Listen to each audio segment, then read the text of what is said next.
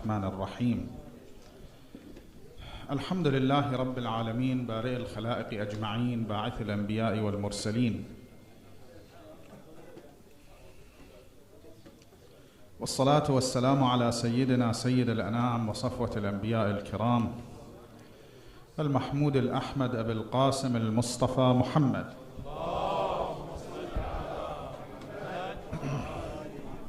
وعلى آله الطيبين الطاهرين لا سيما بقية الله الأعظم وحجته على العالمين الحجة بن الحسن صلوات الله عليه واللعن على أعدائهم أبد الآبدين ودهر الداهرين.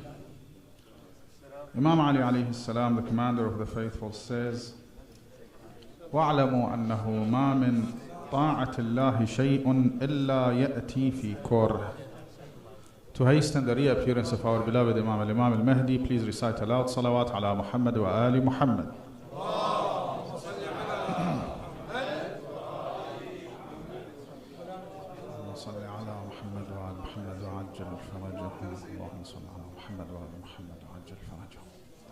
So, of course, the history shouldn't get repeated. In other words, we have to be ready for the reappearance of our Imam, Al-Imam Sahib al-Asr wal-Zaman, that if he comes back, human being in general will follow him and he can succeed in his mission. Because he's the last successor of Allah. And through him Allah subhanahu wa ta'ala will manifest too many of his verses, such as when Allah subhanahu wa ta'ala says, وَنُمَكِّنُ لَهُمْ فِي الْأَرْضِ وَنُرِي فِرْعَوْنَ وَهَامَانَ مِنْهُمْ. So Allah says, أَنَّ الْأَرْضَ يَرِثُهَا عِبَادِيَ الصَّالِحُونَ, that the earth will be inherited by his decent slaves, decent servants.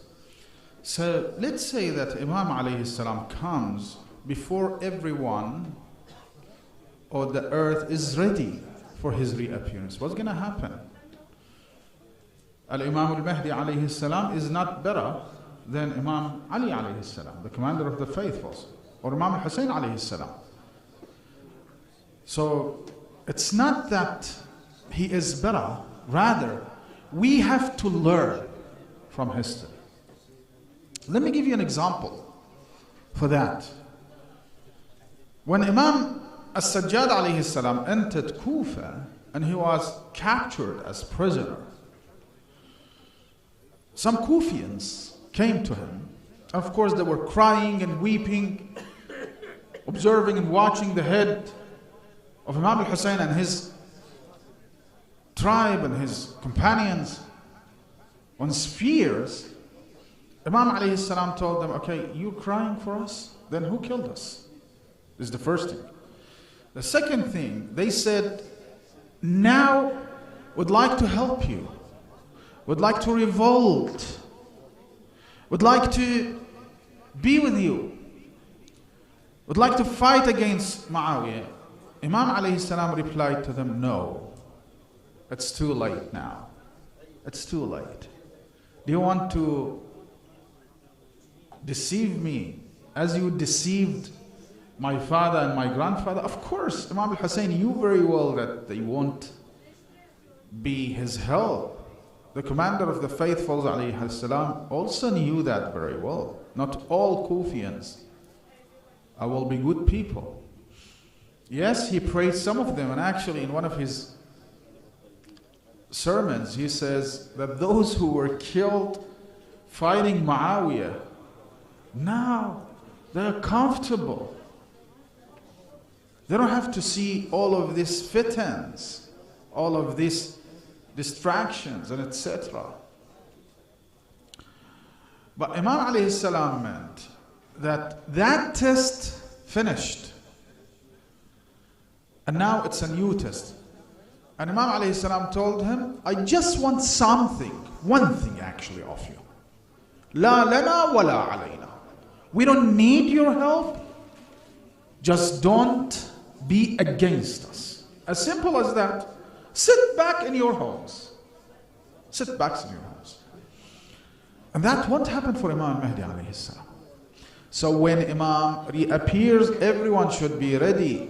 Imam alayhi salam won't come one time and try, give it a try, and then go again in the era of occultation and then reappears again. No. And that's why now it's our turn. We have to try. We have to behave ourselves. We have to learn from history. We have to learn from the history of Ali ibn Abi Talib, from the history of Imam al-Hussein. We have to take those lessons and apply them on our lives. And if we do so, of course we will be able to prepare for his reappearance. You might say, okay, you're talking where? In Australia, where? In Melbourne, where? In a Husayniyat al-Imam al-Hasan al-Mujtaba alayhi salam, for a few people, 100 people, 200 people, more or less. Do you think that might change anything? No, of course. Millions should be behaved, disciplined, I understand. But we have to start from somewhere. We have to talk as our scholars talked. Until now they are talking. We have to try our best. If you can discipline yourself, a single person, Imam alayhi salam will be closer to start his mission with having one single person added to his companions. It's a lot. You've heard the story, probably I've mentioned that. Yeah, in Masjid Ahlul Bayt alayhi salam, that Imam Ali alayhi salam was waiting for Uwais al-Qarani, a single person, to come and pay allegiance to him. That's important. Imam al-Hussein alayhi salam on the day of Ashura was waiting for a single person called Habib ibn Madahir. He actually reserved a flag for him, reserved a tent for him.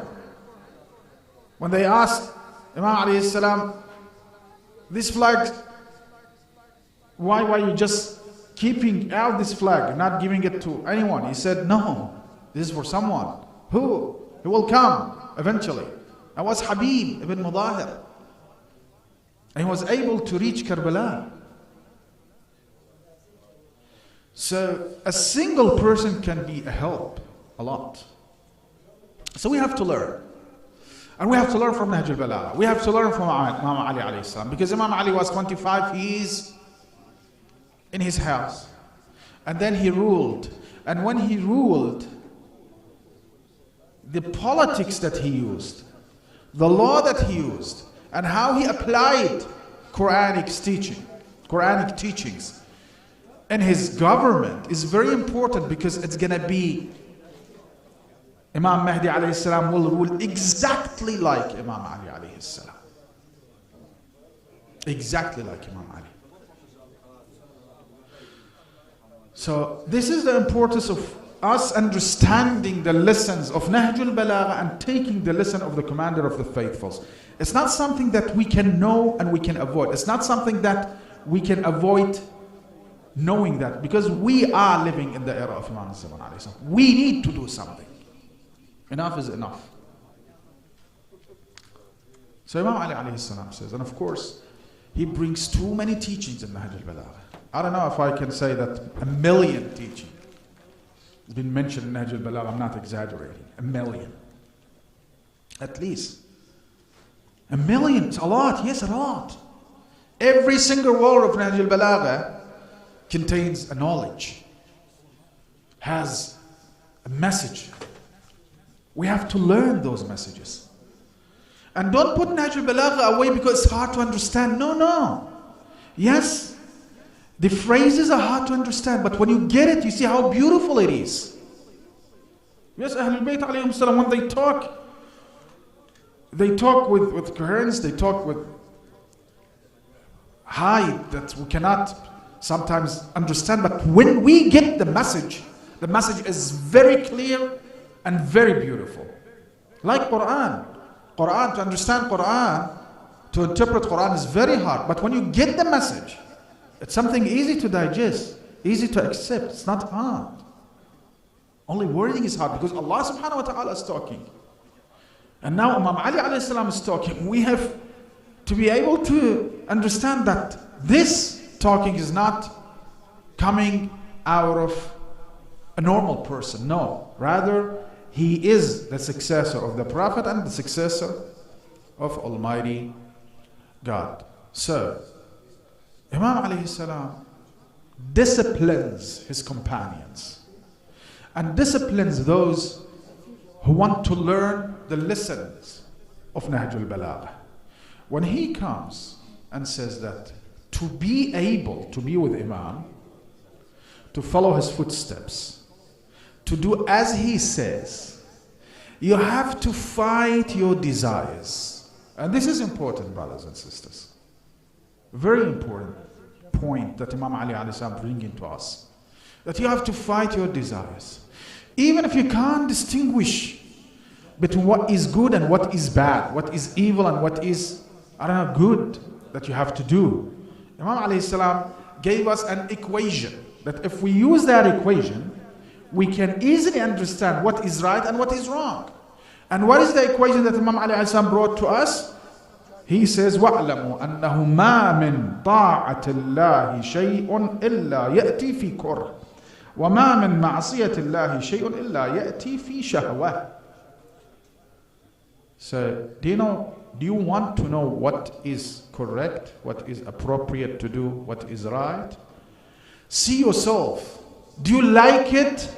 Or you see that your desire is not that comfortable with it? Have you seen some people saying that, yes, I know I have to pray on time, but I'm not that comfortable with this. Jurisprudence law. What do you mean you're not that comfortable? What do you mean?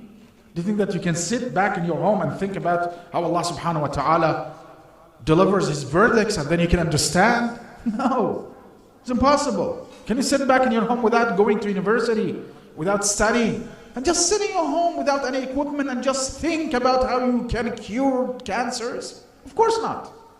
You've seen some videos and clips. Some people come and say that, okay, eat figs and all cancer will fade away. It doesn't work like that. It's not like that. This is a joke, man. This is a joke. Okay, drink 3 glasses of water and you can get every day for 40 days and you can get rid of the brain cancer. Do you think that's right? No, I've done that with 40 people and it worked. It didn't work. Nothing was wrong with them. They only had some normal headache. You had an assumption that you're curing a cancer, brain cancer. No, nothing was wrong with them. Maybe they were dehydrated, you gave them water, everything is okay. So this is the thing. Imam Ali alayhi salam says that see your desires. When your desires wants to drag you to a place, go the other direction. To a direction, go to other. So put your desires as what? As a GPS. Sahla Ahmed. Exactly. As a GPS. Put your desire. And if the desire says go left, go right. If it says go straight, go back. This is the compass that Imam Ali alayhi salam providing to us. And it's important. So we have a compass in ourselves. Is within us, with us, always. We have 2 valuable things. The first thing is the wisdom. The second thing is the knowledge that Ahlul Bayt alayhi salam gave us. And with the combination of these 2 valuable things, we can understand the way. But sometimes it's tricky, It's tricky. If you have an enemy that really wants to take you down. It's vicious competition between you and his company, for instance. And he comes to you and tells you, okay, I'll teach you how to make more profit this year. And he gives you your advice. He gives you his advice. What are you going to do? You're going to go the other direction. Definitely, you have to do. If you're smart, you have to do. Why? Because he's your enemy. Your desires are your enemies. So be careful. This is what Imam Ali is proposing to us. Giving us the campus that you have to do the opposite thing of what your desire says. And then he says, Salawatullahi wa salamu alayhi, فَرَحِمَ اللَّهُ إِمْرَأً نَزَعَ عَنْ شَهْوَتِهِ وَقَمْعَ هَوَى نَفْسِهِ. So may Allah subhanahu wa ta'ala bless someone who tries to get out of his desires. Just run away of his desires. This is important. قَمْعَ, take out his desires, as someone takes out tumors of his body. Rahimallah. May God bless him. In other words, Allah subhanahu, if someone succeeds in that, that's it. Let me give you a small example to understand how we should prepare ourselves for Imam Mahdi alayhi salam. What was the most fatal mistake of Umar ibn Sa'd? The most fatal mistake of Umar ibn Sa'd wasn't simply killing Imam al-Hussein. When he was told that, okay, if you go and kill Hussein alayhi salam, Sayyid al-Shuhada ruhi lahu al-fida, we will give you Ray. You can rule Ray, the city called Ray, Tehran. Now, he said, okay, I'll think about it. This was the fatal mistake that he committed and did. You see, when Abu Fadl Abbas was told, okay, we won't kill you if you just leave the army of Hussein. Now, Abu Fadl Abbas said, لَعَنَكَ اللَّهُ وَلَعَنَ أَمَانَكَ. Straight away, may God curse you and curse your office. So the fatal mistake by Umar ibn Sa'd, he didn't have any fundamental problem with Imam Hussein alayhi salam, to be honest. Umar ibn Sa'd did not have any fundamental problem with Imam Hussein. Rather, he wanted Mulk al-Ray. And alhamdulillah, he didn't get Mulk al-Ray. And now somebody's laying down a Ray called Sayyid Abdul Azim al-Hassani. And if you visit this person, you will gain the thawab as if you visit Imam al-Hussein. So he who owns Ray and Tehran, Imam al-Hussein alayhi salam. So Umar ibn Sa'd lost the battle the second that he said, I will think about it. No, you're not thinking. You're trying to justify that for yourself. Okay? And this is the problem.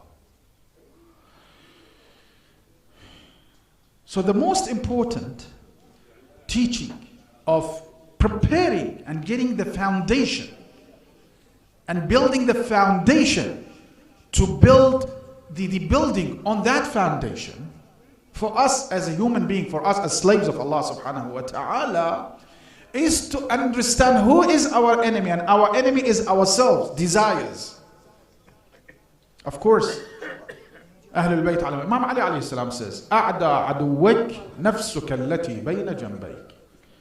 Yes, if you have enemy, shaitan you have enemy, someone, I don't know, shayatin al-insi wal-jins, your enemy, business enemy, I don't know, country that is enemy with you, and etc. But the most dangerous thing that you have to fear, beware of, is your desires. أَعْدَى عَدُوَّكْ. أَعْدَى. And that's why Nahjul balagha, Imam Ali alayhi salam says, وَهَذِهِ نَفْسِي وَرَوَّضَهَا بِالتَّقْوَى. Even I try to behave myself, discipline myself, using taqwa, fear, fearing God, using the fearness of Allah subhanahu wa ta'ala. Sometimes if your nafs doesn't want to be tamed by you, okay, you have to express it. How? Make it fear. If someone brings you a very delicious cake, and you're very hungry, and you know beautiful colors and etc. You see the cake, beautiful, smells very well, and you're very hungry, you're starving, but somebody just tells you that there is a fatal poison in this cave. Would you eat that? No, because you fear death. So to be able to fasten your desires, you have to suppress it. And to be able to suppress it, you have to have the fear in your heart. Imam Sadiq alayhi salam has a narration, a beautiful narration. When he says, إِنَّ الْمُؤْمِنِ لَا يُصْبِحُ إِلَّا خَائِفًا وَلَا يُمْسِي إِلَّا خَائِفًا وَلَا يُصْبِحُهُ إِلَّا الْخَوْفِ. It's because of the cameras out there and police officers that you drive within the law. Otherwise, you will step on it. It's because of the cameras. And police patrolling streets. This is the nature of human beings, you know. Outside and within. You have to put the fear in your heart. La yusbuhu. You have to fear. When you wake up and you want to sleep and nothing can behave you. Nothing. This is Imam Sadiq, it's not me. Nothing can behave you, discipline you, but fear. Fear Allah, fear for hellfire. Fear sometimes for reputation, that's okay. But you have to fear. And to know the right direction. Abu Musa al-Ash'ari was the most important or fatal problem or mistake of Abu Musa al-Ash'ari. Of course, Abu Musa al-Ash'ari was a coward guy. A coward guy, yeah. He used to fear cats. A coward guy who used to say, listen, wars is bad. What do you mean wars is bad? They are attacking us. Should we sit back in our homes? Just imagine that Daesh attacked Iraq and attacked Islamic countries. Should we sit back? Because they say La ilaha illallah, they have La ilaha illallah on the flags? No. Of course we have to fight back. Of course we have to protect ourselves. La la la, haqnu dima. What do you mean haqnu dima? They are killing. They are already killing innocent people. Muawiyah was already killing innocent people. When Sufyan comes, he will be already killing innocent people. It's inappropriate for anyone to stand up and say that, listen, mate, this is a Muslim guy, he says, La ilaha illallah, Muhammad Rasulullah. As Saddam said, as his last word, Ashhadu an la ilaha illallah, Ashhadu Muhammad Rasulullah. Do you think that Allah subhanahu wa ta'ala will forgive him? Of course not. Of course not. So look at the compass that Imam Ali alayhi salam is talking about, that Allah subhanahu wa ta'ala put in your heart, and it's wisdom, and the compass says that whatever your desires wants you to do the opposite. Exactly.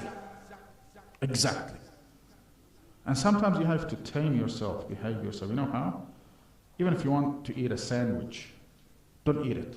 If you really want to eat it, don't do it. If you really want to go to Krispy Kreme, I don't know, donuts, and eat, you want to do it, okay? Don't do it. I really want to drink Pepsi. Don't drink that Pepsi. Yes, you can drink Pepsi. Nothing wrong with eating Krispy Kreme or Pepsi or I don't know, camel sandwich, whatever. The problem is when your nafs is dragging you, just hold yourself. Hold it. Because if you listen to it, this time is okay. But next time, I will drag you to the valley. I will kill you. It will be a fatal fallout. We all ask Allah subhanahu wa ta'ala. Of course, Imam Ali alayhi salam has too much to teach us. And I wanted to talk about two parts. Unfortunately, I can't. I don't have time. We're running out of time. نعتذر من سماحة السيد أخذنا من وقته الشريف. I really apologize for his eminence. But we ask Allah, oh Allah, for the sake of the commander of the faithfuls, who disciplined himself, behaved himself, give us the power under his name, his sacred name, the name of Ali ibn Abi Talib. Give us the power, the strength to hold our desires back, to fasten our desires and to follow the right path of Ali ibn Abi Talib, the commander of the faithfuls. هذا وأستغفر الله لي ولكم والحمد لله رب العالمين وخير الصلاة والسلام على محمد وآله الطاهرين.